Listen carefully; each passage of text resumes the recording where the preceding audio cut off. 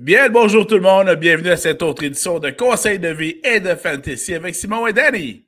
Comment ça va, Danny? Ça va très bien, toi? Ça va très bien, merci. Les séries commencent. Je fais mes vocalises avant de commencer. Et voilà, ouais, t'aurais dû les faire avant. Des fois, ça pogne quand ça pogne. Man, faut que tu écoutes Céline. Céline, elle se prépare avant. Céline, elle parlait pas à personne. Elle avait compris. Elle avait compris. Elle avait compris. Les enfants voulaient y parler. Faut que je ménage ma voix. Ouais, c'est ça. Allez parler à votre mère, à votre père. Mais pas maman, il est mort. Ah, c'est ça que je disais. Oh my God. Aïe, aïe, aïe. Humour noir pour commencer le podcast. Alors, c'est le premier week-end des séries éliminatoires, les wildcards qu'on appelle. Alors, on espère que votre saison fantasy a bien été, mais c'est pas complètement fini. Est-ce que vous avez survécu à la semaine 18? Avez-vous survécu? C'était compliqué. Ouais. C'était compliqué. Ceci dit, j'ai quand même gagné Paris sportif, mais quand même, voilà. C'est ça. Alors, c'est ce qu'on va vous proposer aujourd'hui. On va vous présenter nos prédictions du week-end, du premier week-end des séries, les wildcards, mais on va pouvoir également parler de l'ordre du top 10 pour le prochain repêchage, les postes vacants d'entraîneur-chef, vous offrir nos meilleurs choix pour les paris sportifs du week-end et terminer par nos conseils de vie. Alors, voilà. Danny, commence donc par le top 10 du prochain repêchage avec la saison régulière 2024 qui s'est terminée. Rapidement, le top 10, Tennessee va repêcher premier. Donc, dans quelle direction qu'on va aller du côté de Tennessee? On a Will Levis qui est... chancelant, disons ça de même. On a Cleveland qui est numéro 2 et on va se poser la question, qu'est-ce qu'on va faire encore? Là, Deshaun Watson qui souffre d'un problème de tendon d'Achille. Un autre, vous allez me dire, cette année. Et là, la récupération, le guérissement, choisissez le terme que vous voulez, ne va pas comme prévu. Malheureusement pour les Browns. Je dis ça de façon sarcastique, bien sûr. Oui, c'est ça. En anglais, on dit un blessing in disguise. Donc, c'est peut-être quelque chose qui arrive comme ça. Que va-t-on faire du côté de Cleveland? On a les Giants qui sont numéro 3. Donc, on a 3 équipes qui peuvent aller facilement qui vont viser des corps arrière. Quatrième, il a perdu probablement sa job avec ça, à cause du résultat du match en semaine 18. Les Pats ont joué la game de l'année, la dernière. Il est arrivé un peu ce qui est arrivé à un autre coach précédemment. Là, je crois que c'était celui des Texans de Houston. On a gagné le dernier match, donc on a grimpé de 4 ans. Les Pats repêchent 4e. Jacksonville, on repêche 5e, mais on semble être seté pour le corps arrière. Donc, on va probablement viser la ligne offensive à ce moment-là. Et voilà. Les Raiders de Las Vegas. Est-ce que tu as vu toutes les rumeurs qui circulent depuis le congédiement de Pierce? Il y a tellement de rumeurs. Il y a entre autres le clan Sanders avec Dion, le coach, et Cheddar, son fils, le carrière, qui sont reliés donc aux Raiders. Paraîtrait-il que Tom Brady, propriétaire minoritaire, aimerait bien avoir Cheddar sous son aile. Et ça amène possiblement que ça amènerait donc Dion à coacher les Raiders. Bref, plusieurs possibilités de ce côté-là. J'ai vu une rumeur aussi où ce que Tom aurait demandé à Bill Belichick de venir coacher les Raiders. Écoutez, ça va être probablement la situation loufoque à suivre durant l'entre-saison. Les Raiders. Donc, on va... Autre rumeur du côté des Raiders également. Oui, avec l'excellente performance du corps arrière Joe Milton III qui a joué le dernier match des Patriots, justement, et qui a fait gagner les Patriots. Pas à patente. Ouais, ben, ça a l'air que justement les Raiders seraient intéressés d'aller le chercher. OK. Bref, beaucoup de rumeurs avec les Raiders. L'équivalent Ils sont donc au 7e rang, tu dis? Ils sont au 6e. 6e rang, d'accord. OK, si un club donne un contrat à M. Milton, c'est l'équivalent de donner l'album de l'année à un groupe qui est One Hit Wonder. Ça, c'est... C'est clair. Moi, c'est ça. 7e, les Jets. On s'attendait à repêcher pas mal plus tard au début de la saison, mais c'est ça qui est ça. Caroline, 8e. Nouvelle-Orléans, 9e. Et 10e rang, on a Chicago qui cherche à... Caroline, 8e. Oui. Donc, eux autres sont plus dans les courses pour aller chercher un carrière, puisque Bryce Young a connu une excellente fin de saison. Oui, un bon mois pour finir. Oui. Donc, à ce moment-là, on a signé Chuba Hubbard. On n'est pas dans la course pour un running back. Peut-être wide receiver, sinon ligne offensive. Et évidemment, la défensive tout partout à améliorer. On va plus être en mesure de vous dire, début avril, où est-ce qu'on s'enligne pour le repêchage, parce qu'il va y avoir eu entre le Super Bowl et le repêchage, les joueurs autonomes. Donc, et vous avez Chicago 10e. C'était qui 9e déjà? C'était Nouvelle-Orléans. Oh. Les Saints. Les Saints étaient 9e. Beaucoup de trous avec les Saints de la Nouvelle-Orléans. Beaucoup de trous dans les Saints. Ça me rappelle certains piercings qu'on peut voir des fois. Voilà. Puis 10e, c'était les Bears. Oh, ça va être intéressant. Ça me semble être la ligne offensive, un des besoins les plus pressants. Et présentement, du côté de Chicago, on va se le dire, il y a une belle tradition dans la NFL. Aussitôt qu'on veut interviewer quelqu'un pour les différents postes d'entraîneur, on l'annonce. Donc, de sur quoi on humilie la personne qui n'a pas la job. Ça, moi, j'adore. Il y a un petit côté de moi qui trouve ça très bien, là. Parce que je suis de mon époque. À Star, c'est plus... ben là, il ne faudrait pas ménager les gens, mais bon, regarde. Les Bears ont été un peu partout. Là. On doit avoir interviewé à peu près 15 personnes jusqu'à date. Oh, vraiment. On a même parlé de Mark McCarthy du côté des Cowboys, et les Cowboys ont dit non, on va le garder, nous autres, on l'aime.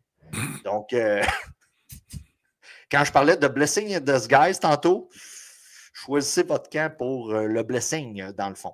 Donc, rapidement, les entraîneurs, on cherche des coachs du côté des Jets, on cherche des coachs du côté des Bears, on cherche un coach du côté des Pats, je crois les Titans aussi, et les Jags. Les Titans en passant sont à la recherche d'un DG aussi, et je crois que c'est eux qui passent en entrevue Catherine Reich, la Québécoise. Oui, j'ai vu ça passer très dernièrement.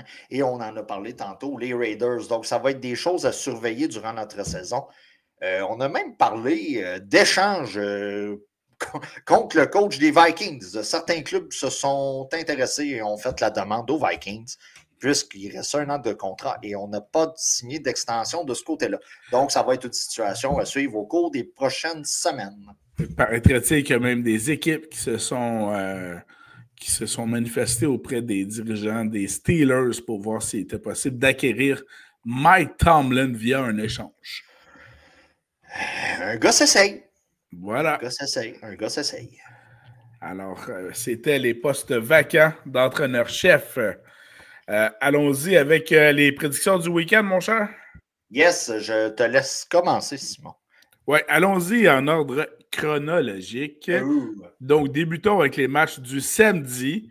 Premièrement, à 16h30, les Chargers de Los Angeles jouent à l'étranger, bien heureusement, à cause des feux de forêt en Californie. Oui. Donc, jouent à l'étranger. Ils vont rendre visite aux Texans à Houston. Officiellement, c'est une équipe de 11-6 qui visite une équipe de 10-7. Oui. Au niveau des fiches. Tes prédictions? Écoute, je croyais être champ gauche quand je regardais ça et j'ai regardé les cotes. j'ai regardé les cotes et c'est là que j'ai remarqué que les Chargers sont favoris. Mm-hmm. J'ai été un peu surpris. La raison pourquoi j'ai pris les Chargers, j'y vais selon la cote, là. J'ai pas aimé la fin de saison du côté des Texans. À vrai dire, j'ai aimé. À partir de semaine 9, là, on dirait que les héros ont débarqué du wagon. Blessure de Stephon Diggs. L'attaque, si tu n'es pas Nico Collins. Et voilà, exactement. Il n'y a rien de sûr de ce côté-là. Puis Joe Mixon a chié dans la paix durant les séries éliminatoires de Fantasy Football durant les 3 dernières semaines. On vous rappelle que les joueurs se foutent pour la plupart de vos équipes Fantasy et tout ça. Mais ça n'augure rien de bon pour les vraies séries éliminatoires. Non? Ça augure rien de bon. Il n'y a rien de sûr. Puis on a surtout une fiche vraiment négative face au club en haut de 500 du côté des Texans. Donc, moi, c'est pour ça que j'y vais du côté des Chargers. T'as-tu un pointage? Ou sinon, par combien de points? Moi, je pense qu'on va gagner par au moins 7. Ouh! Je sais que la mise est à peu près à une différence de 3 points, là. Mais moi, je pense que ça va être pire que ça. Ben, écoute, oui, moi, j'y allais les Chargers par 10 points. OK. Quand même. T'es plus que moi, là. Mm-hmm. Toi, c'est par 2 possessions. Moi, j'y vais par 1 possession. Je pense que Justin Herbert a pris sa vitesse de croisière. Je pense que l'amalgame du jeu au sol et du jeu au jeu aérien ont très bien fonctionné dans les 6-7 dernières semaines pour les Chargers. Oui. Je pense qu'ils sont hot. Tout est arrivé avec comme l'éclosion de McConkey. Mm-hmm. Ah, vraiment, vraiment. D'un point de vue à l'attaque. Là. Deuxième match du samedi, ce sera du bonbon à 20h, donc 8h du soir. Les Steelers de Pittsburgh rendent visite à leurs grands rivaux de division, les Ravens de Baltimore. Troisième match de la saison entre ces deux équipes-là. On ne s'aime pas beaucoup. Et j'ai bien hâte de voir. L'année passée, je ne sais pas si tu t'en souviens, hein, les Ravens faisaient partie des équipes favorites.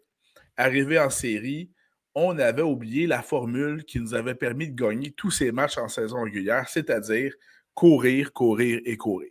Qui est-il arrivé depuis ce temps-là, Simon? On a signé un certain porteur de ballon, Derrick Henry. Donc, je ne crois pas qu'on oublie cette saison de courir durant les séries éliminatoires. Petit point négatif du côté des Ravens. Écoutez, de la manière qu'on parle, vous savez déjà de quel côté qu'on penche. Ça aura été une belle saison du côté des Steelers. Je m'attendais à une fiche en bas de 500 avec qu'est-ce qu'on avait fait comme mouvement. Et avec les carrières qu'on est allé chercher. Oui, on a réussi quand même à se classer pour les séries. Ah, une fiche de 10 victoires, 7 défaites quand même. Quand même. Ils ont déjoué le pronostic de pas mal tout le monde.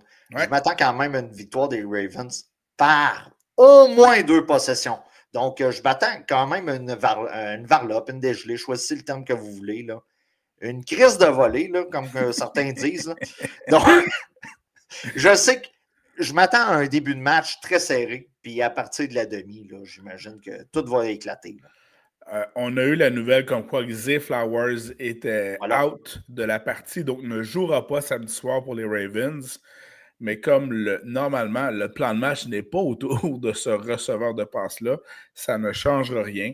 Normalement, tu fais jouer Derrick Henry, et quand Derrick Henry ne court pas, tu fais courir Lamar. Puis quand ça ne marche pas, ben tu l'envoies à Mark Andrews. C'est aussi simple que ça. That's it. Puis malgré ça, puis malgré TJ Watt, je pense que les Ravens vont évidemment l'emporter dans ce cas-ci. Puis 2 possessions, ça me semble tout à fait réaliste. Puis écoutez, du côté de Russell Wilson, ça a fait comme une montagne russe. Là. Puis là, une très mauvaise fin de saison. C'est ça. Puis il est même question que Justin Fields soit carrément partant pour samedi soir. Ça, c'est jamais bon signe quand tu te poses la question avant que ça commence. Puis il n'y a pas de blessure reliée. Là. Exact. Donc, voilà. Alors ça, c'est les 2 matchs du samedi. Allons aux 3 matchs du dimanche. Alors, on a premièrement dimanche à 13h, les Broncos de Denver, fiche de 10 victoires, 7 défaites, qui rendent visite à Buffalo avec aux Bills qui ont une fiche de 13 victoires, 4 défaites. Et je ne sais pas quelles seront les conditions météo du match de dimanche à Buffalo. Moi, j'ai l'impression que c'est deux clubs qui sont capables de jouer par temps fois. Denver, ça peut être crunchy aussi dans ce coin-là. On joue en altitude. Écoute, On on joue deal dans un avec les stade éléments. ouvert aussi, On ouais, joue tout à dans un fait. stade ouvert, on deal avec les éléments. Moi, je ne pense pas que ce soit un problème. Je m'attends à une domination des Bills par environ 10 points. La cote est à 8,5. Donc, on parle par 8,5. Moi, j'y vais à au moins un touché, un placement. Ça va être la fin d'un bon début de carrière de la première saison de Bo Nix. Ouais. On va bâtir à partir de cette année. Les Broncos ont réussi à se tailler une place en série avec un corps arrière recru. On va bâtir avec ça et au cours des prochaines années, c'est là qu'on va voir l'affiliation, le partenariat de Peyton, Nix prendre son envol. Mais l'avenir est positif pour les Denver. Ça, Les c'est Broncos. clair. Les Broncos. Les Denver, on dirait que je parlais comme ma blonde. Les Ouais, Denver. j'avoue. S'il y a bien un match, pour moi, qui est écrit upset, c'est celui-là. Oh! Les Broncos ont les atouts pour pouvoir battre les Bills. Oh, Un ça, corps oui. arrière qui court beaucoup, un corps arrière qui peut très bien lancer loin et beaucoup le ballon aussi. La défensive des Broncos est excellente. Oui. Je pense que les Broncos ont une chance. Ceci dit, je vais prendre les Bills par 3. Mais s'il y a bien un match dans tout le week-end qui me semble être un upset, celui-là ferait figure de méchant upset. On n'a pas le même. Mais j'ai hâte de voir. On n'a pas le même, mais comme tu dis, tu as un excellent bon point. Mais moi, je crois que c'est la semaine prochaine que ça va peut-être débarquer pour les Bills. Alors, allons-y maintenant du deuxième match du dimanche à 16h30. Les Packers de Green Bay rendent visite avec sa fiche de 11-6 quand même. Hein? Oui. C'est pas rien. Rendent visite aux Eagles à Philadelphie avec leur fiche de 14-3. C'est quand même un excellent duel. Il y a une reprise ici d'un match des séries d'il y a 2 ans, je crois. Ouais. Si je ne me trompe pas, quand les Eagles, pas les Eagles, mais les Packers se sont rendus en finale d'association contre les 49ers. Avant ça, je crois qu'ils avaient passé par-dessus les Eagles, de mémoire. Il faudrait ressortir les vieilles braquettes. Voilà. Et donc, dans ce cas-ci, Eagles reçoivent les Packers à Philadelphie. Tu prends qui dans ce match-là, Danny? Qui joue comme corps arrière? Tu sais, je regarde ce match-up-là. Du côté de Green Bay, Jordan Love, on n'est pas sûr. Parce qu'il s'est blessé au dernier match. Est-ce que... J'avoue que c'est Malik Willis, c'est par 3 possessions que les Eagles gagnent. Oui, mais est-ce que l'autre est remis de sa commotion? Est-ce que Jalen Hurts va jouer?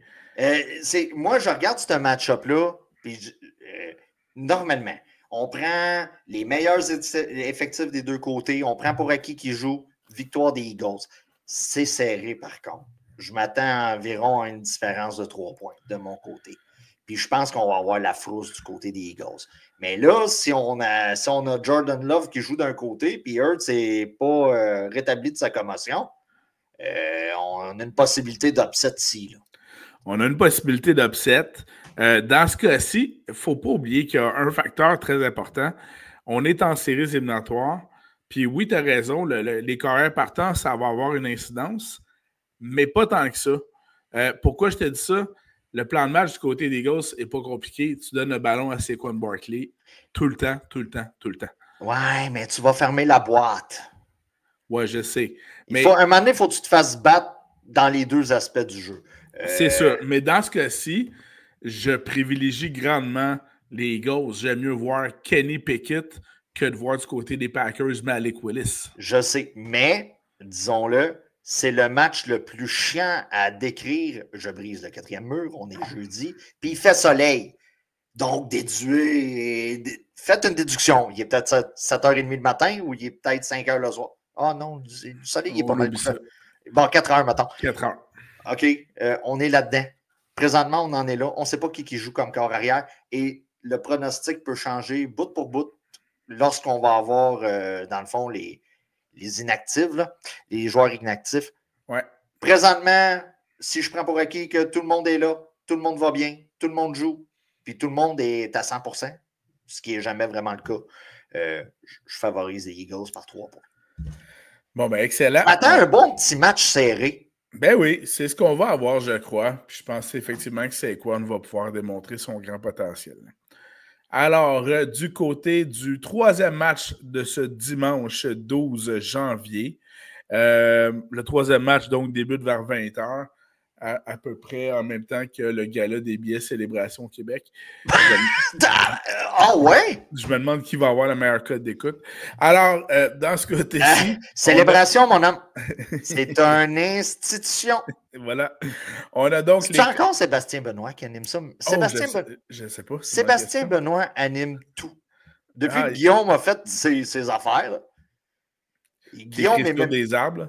Ouais. Il n'est même plus capable de faire une publicité de meubles. Donc. Elle était pas pire, celle-là. Alors, on a ça, dimanche soir, 20h, les Commanders de Washington avec leur fiche de 12 victoires, 5 défaites et la fameuse recrue Jaden Daniels. Oh yeah!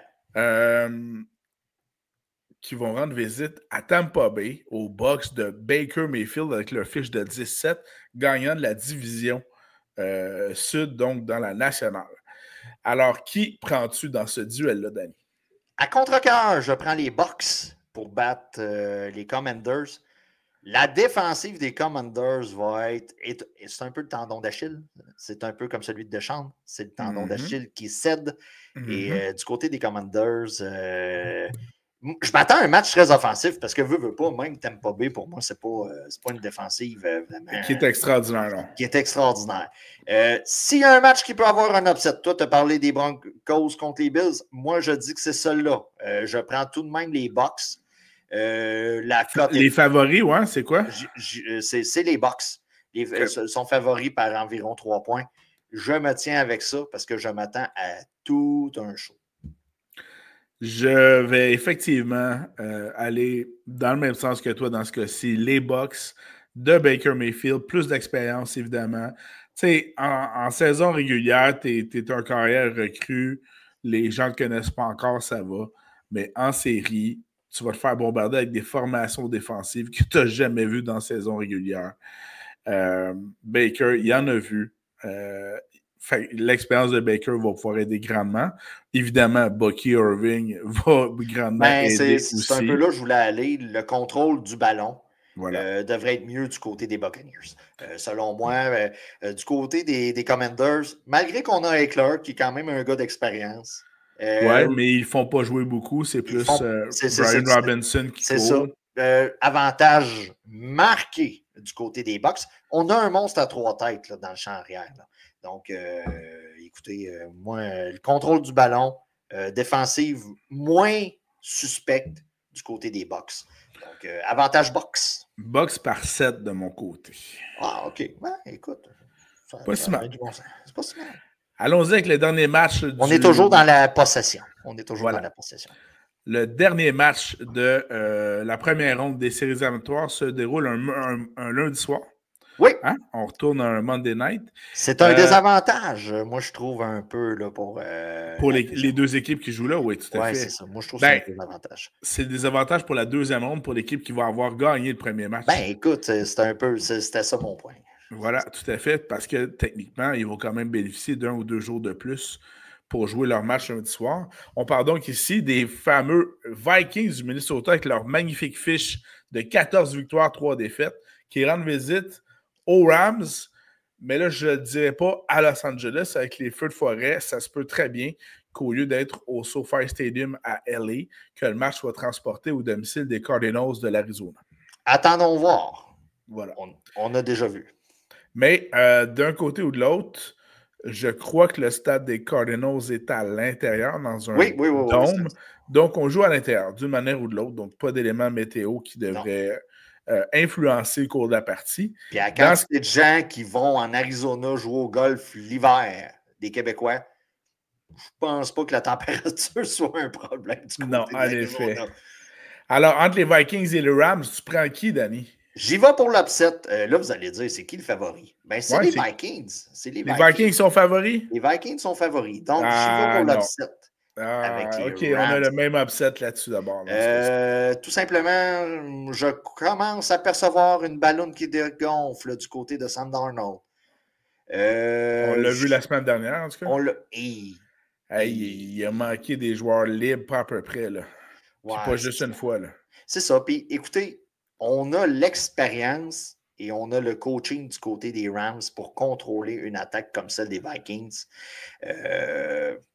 J'y vais avec, selon moi, ce qui est le plus logique. J'y vais avec une victoire des Rams. Ça va être une game qui va jouer à une possession. Mais j'ai comme une impression qu'on va avoir un 2-minute drill avec Darnold pour finir le match et ça va faire patate. Tu sais, un genre de 2-minute drill, on prend possession, il reste une 50, 2 time-out, puis il ne sera pas capable de rien faire avec ça. Tu vois, moi, j'ai l'impression qu'on aurait donné... Ça aurait été la situation inverse. Tu as un 2-minute drill, 1 minute 50, 2 temps morts, et tu donnes ça à Matthew Stafford. Oh my God! Stafford peut être chirurgical. Il peut te remonter ça facilement avec Nakua, avec Cooper Kupp, avec Karen Williams. Ça va faire mal. Mais dans ce cas-ci, effectivement, je suis d'accord, upset, et les Rams par 3 de mon côté. Voilà. Alors, c'était les prédictions. Et rapidement, ta prédiction pour le Super Bowl. On était 4-5 gars à jaser sa glace après la game hier. Ouais. Et de la manière qu'on a tous joué, c'était comme on ne parlera pas de notre game de hockey, on va se parler qui est beaucoup de Chiefs pour le three-peat, pour le Super Bowl. Ouais. Dans mon pool, on doit y mettre une prédiction avant le début de la saison qui va gagner le Super Bowl. J'avais dit les Chiefs. Mais je les haïs, les Chiefs. Fait que j'ai fait cette prédiction-là pour avoir des points en début de saison. Je crois que je vais avoir les points quand même, mais je les haïs. Par contre, de la manière qu'ils sont bâtis maintenant, je préfère de beaucoup et de loin les Ravens de Baltimore avec Derrick Henry, Lamar, jeu au sol. Et je n'haïs pas les Eagles avec Saquon. Évidemment, mon cœur, par contre, balance beaucoup avec les Lions de Détroit. Aucune participation au Super Bowl en 50 ans. Ça serait une belle histoire, ça serait belle fun. Les Bills, ça serait une autre belle histoire aussi. 4 présences au Super Bowl, aucune victoire. Un Super Bowl Bills-Lyon serait écœurant pour les... serait écœurant. Voilà. Écoute, moi, j'y vais avec le three-peat, avec les Chiefs, parce que j'ai l'impression qu'on va se manger la laine sur le dos. Je regarde rapidement les Bills et les Ravens. On commence ça rude, là, comme début de playoff. Et après ça, écoutez, si on y va selon nos pronostics, là, on va s'affronter. Là. Hein? La deuxième ronde des séries, on va s'affronter. Donc, il risque d'avoir du dommage et... nos amis les Chiefs vont encore tout. Puis, on va soit pogner les Chargers ou les Texans. On va s'en aller tout peinard. Et... Voilà, exactement. Puis on s'en va en finale d'association déjà. D'autant à la plus, maison. À la maison. D'autant plus que je t'ai parlé d'upset tantôt. Les Chiefs sont tellement mardeux cette année qu'un des favoris qui va se faire éliminer avant de se rendre à eux autres. Ouais. Selon moi. Fait que voilà, c'est ça. Allons-y du côté des paris sportifs du week-end. J'ai identifié quelques joueurs qui pourraient être une bonne valeur pour les différents paris sportifs du week-end. Encore là, comme il y a des matchs. On peut y aller quand même rapidement. Il y a des matchs le dimanche, il y a un match le lundi. Dans les matchs du samedi, surveillez entre autres Najee Harris, une bonne valeur, 5 000 $ au niveau des paris sportifs, c'est une très bonne valeur. Je vous mets tout de suite, je vous préviens tout de suite, il y en a une qui est à l'inverse d'une bonne valeur. Pickens à 6 300 $. Vous évitez ça comme la peste. Oui. Ça, touchez pas à ça, s'il vous plaît. Danny l'a pris. Danny l'a drafté. Puis Danny a fini dernier. Puis en contrepartie, vous ajoutez 500 $ de plus, donc à 6 800. Puis vous avez McConkey, valeur très sûre, d'autant plus que Palmer et Johnston sont questionnables pour le match de samedi. Donc McConkey va être poivré à souhait. Au niveau des tight ends de samedi, Mark Andrews à 4 700, c'est une aubaine. Sautez là-dessus. Puis finalement, oui, il coûte cher, mais Lamar à 8 000, il va rapporter. Donc, rapidement, Simon, je me suis amusé à faire un line-up. Vas-y. Pour montrer aux gens un peu, toi, je sais que tu allais sortir comme tes espèces de. Tes discounts, on peut appeler ça de même. Oui, tes les rabais. belles petites aubaines. Tes belles petites aubaines. J'ai fait un line-up. C'est des line-up à 50 000, hein, je crois. Oui. OK. J'y étais rapidement. J'y étais avec Stafford à 5 700 comme corps arrière. J'ai sacrifié la valeur d'un Lamar. Ce qui est une bonne valeur, c'est bon. C'est bon. J'ai considéré que c'était gagnant. Okay. Bucky Irving, 5 000. Là, je pense que du côté des Bucks, c'est les séries. Là, on va unleash the Kraken, comme on dit dans le film des Lego. Là. Unleash the Kraken! Donc, on va Bucky Irving. Aaron Jones, maintenant, il faut dire senior. Donc, à 6 000 comme deuxième running back. J'y étais pour la blessure du côté des Ravens de Zay Flowers. Donc, tu as pris Bateman? J'ai pris Bateman à 5 000. Je trouvais que... Bateman à 5 000, c'est une bonne valeur. C'est une bonne valeur. J'y étais avec Nico Collins qui va être poivré. Mais poivré comme la sauce à spag de ta maman que tu trouvais trop épicée à 7 800 $. Quand tu vois quelqu'un prendre un verre de lait avec du spag, tu le sais qu'il est épicé. Habituellement, la sauce. C'est bon. Ouais. Terry McLaurin à 6 500. Et voilà, très bonne valeur. Je considérais que c'était une bonne valeur. Et comment dire, selon moi, il va être poivré lui aussi à côté dans un match contre les Bucks où ce qu'on risque de tirer un peu de l'arrière. Il va être visé avec le ballon. On va... Vraiment, puis il va faire des touchés. Comme tight end, j'y étais avec TJ Hawkinson à 4200. Oh, c'est bon. En allant chercher Hawkinson et en sacrifiant du montant pour mon corps arrière qui était Stafford au lieu du top 3, top 4 à la position, j'ai été chercher Mark Andrews comme flex à 4 700 $. Et j'ai pris la défensive des Rams. Ouh, c'est bien ça, j'aime ça. À 2 900. Donc, c'est comme mon espèce de line-up que j'ai fait et j'arrive avec un 0 $ d'écart à la fin. Alors, j'aime bien ton aliment, c'est très, très bon. J'ai tout utilisé mes sous, papa. Je vais vous souligner quelques aubaines. Tu parlais des corps arrière. Évidemment, dans les matchs du dimanche, vous avez aussi Josh Allen à 8 200, mais pour une aubaine, vous pouvez prendre Baker Mayfield à 6 800. C'était mon premier. Qui était dans le même type de stratégie que Danny a utilisé. Ça, c'est très bon. Sinon, porteur de ballon au niveau des aubaines, c'est pas tant une aubaine que ça, mais la valeur est bonne. 6 700 pour James Cook. C'est très intéressant. Ouais. Si vous avez beaucoup d'espace dans votre masse budgétaire, ben allez-y à Saquon, évidemment, à 8 500, mais ça, c'est si vous avez de l'espace. Ouais, tu scrapes pas mal en partant. Par contre, un autre qui est une excellente aubaine, Romeo Doubs à 5 400, puisque Christian Watson va être absent, ne jouera pas. Et dans les 2 dernières semaines, c'est Doubs qui a eu la faveur, autant de Malik Willis que de Jordan Love. Ouais. Ce n'est pas Reed. Donc, Doubs a été des prestations de 15 puis de 20 points fantasy. Donc, c'est vraiment de ce côté-là. Sinon, du côté de Denver, si il neige pas trop puis qu'on lance beaucoup le ballon avec Bo Nix, Mims est à seulement 5 100. Devonville est à seulement 4 100. Donc, ça, c'est intéressant. Puis, autre allié rapproché qui est une bonne valeur, Zach Ertz à 4 300. Très intéressant aussi. Voilà. Alors, c'était les aubaines et différentes propositions d'aliments pour les paris sportifs du week-end. Voilà. Conseil de vie, mon cher Danny. Je te laisse commencer ou je commence? Ah, je vais commencer.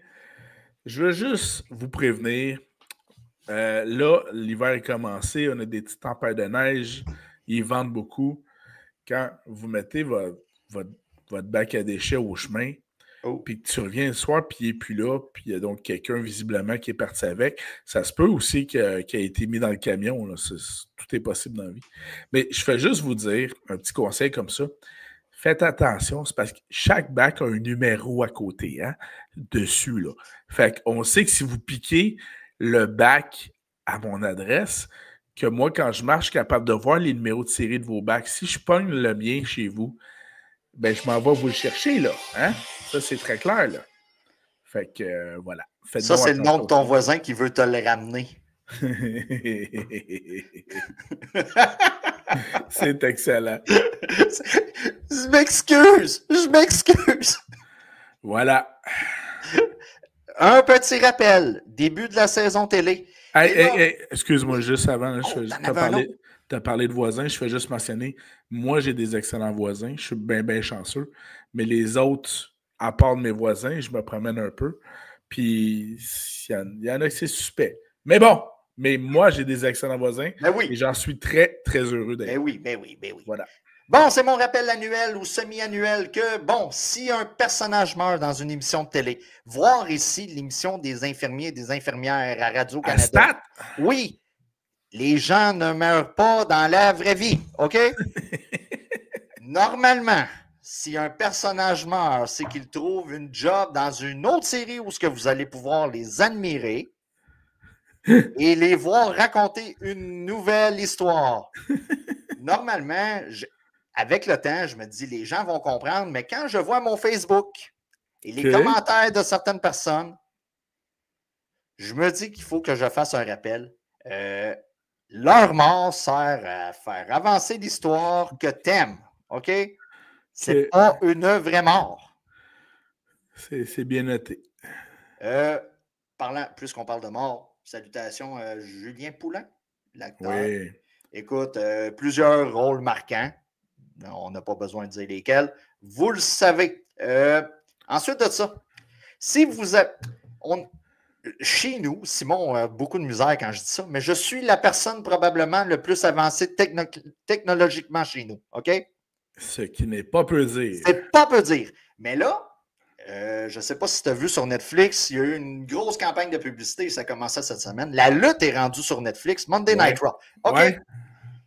Attendez-vous à ce que tous les sports fassent comme la lutte. OK? Là, tu vas dire, Danny, pourquoi tu parles de ça?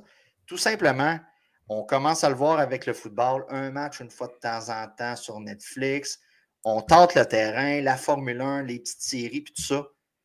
Si vous avez un parent qui suit le sport à la télévision câblée, ordinaire, commencez à les initier tranquillement, pas vite.